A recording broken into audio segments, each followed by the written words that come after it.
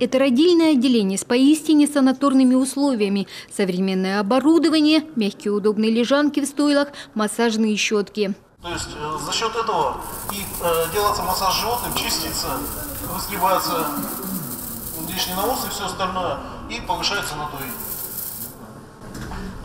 Щетка может иметь несколько степеней свободы, может и так, как угодно податься корову.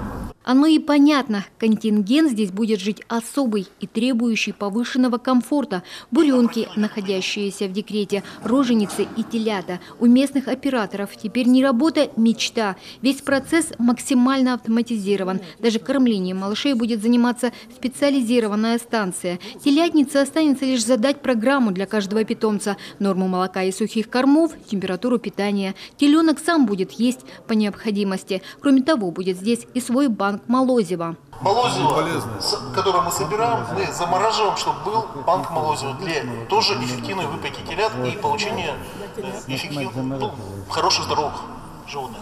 Таких крупных животноводческих комплексов в Коми не строили с 90-х, говорят специалисты. Первый коровник на 480 голов в Южном запустили 2 года назад. Сейчас там обживаются венгерские буренки, которых закупили еще осенью, и приобретенные совсем недавно черно-пестрые из Нижнего Новгорода. Кроме фермы, тогда открыли еще и доильно-молочный блок с каруселью. С его помощью за час можно выдоить 240 коров. В 2017-м возвели еще 2 здания. Благо, современные технологии позволяет сделать это в короткие сроки. Конструктив сейчас используется в основном металл и сэндвич-панели, и бетон. Это современные материалы, которые позволяют при строительстве экономить средства, потому что это быстро возводимые конструкции получаются. При эксплуатации за счет того, что есть применение сэндвич-панели, довольно-таки комфортные и низкие теплопотери.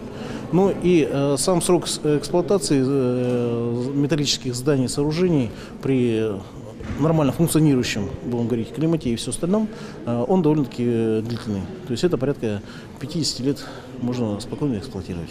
Новые апартаменты, родильное отделение и новый коровник пока пустуют. По словам генерального директора предприятия Галины Чащиной, их заселят после того, как в апреле запустят воду. Сюда переведут коров из старых зданий. Кроме того, закупят дополнительно 240 голов. По подсчетам специалистов, новый комплекс позволит увеличить производство молока в 2 раза. Львиную долю будут перерабатывать на месте, излишки поставлять на Сыктывкарский молзавод. Сейчас хозяйство решает кадровый вопрос. Для нового комплекса нужны специалисты, но на село зоотехники и ветеринары не торопятся. Ведь ветеринары заканчивают, идут лечить собачек и кошек, а зоотехники практически даже уже не учатся. Может быть, из других? Ну, приглашали, но везде нехватка. Вот где бы это самое, куда бы я обращалась, везде нехватка. Ну и проблема у нас еще с жильем, потому что жилья нету. Вот планируем в этом году построить для именно специалистов жилье. Возможно, вот туда и приедут. Нужно привести в порядок и дороги. Здесь они в плачевном состоянии, отметил вице-премьер Анатолий Князев. Проблему планируют решить уже в этом году. В прошлом году проработали вопрос, мы уже изготовили проект этой дороги. Мы вошли в программу Минсельхоза России, и в этом году мы должны построить эту дорогу.